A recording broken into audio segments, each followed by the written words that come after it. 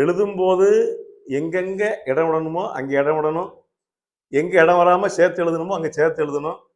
வாசிக்கிற போதும் நம்ம தேவையில்லாத இடத்துல பிரித்து வாசிக்கக்கூடாது. இது சின்ன வயசுலயே சொல்லுவாங்க, சுக்கு மிளகி திப்பிலி, சுக்கு மிளகு திப்பிலி. அதை ஒருத்தன் சுக்குமி லகுதி இப்பிலின்னு வாசிதான் சொல்லுவாங்க. சுக்குமி லகுதி இப்பிலி இப்படி எல்லா எடுத்துக்காட்டும் உண்டு. இவ்விடத்தில் சாப்பாடு போடப்படும் எழுதியிருக்கான் ஒருத்தன். இவ்விடத்தில் சாப்பாடு போடப்படும். அது இடம் இல்லாம மடக்கு மடக்கு எழுதிட்டான். ஒரு பையன் படிக்கான், இவ்வி டத்தில் சாப்பா டுப்போ டப்ப டும் அப்படின்னு. இவ்வி டத்தில் சாப்பா டுப்போ டப்ப டும் அப்படின்னு. அப்ப இப்படி சரியா பிரிச்சு வாசிக்கலாம்னா பொருள் மாறிடும். வாச ரோசா வாடி போகலாமா? வாச ரோஜா வாடி போகலாமா? வாச ரோஜா வாடி போகலாமா? அவன் ஒருத்தர் மாத்தி படிக்கான், வா சரோஜா வாடி போகலாமா?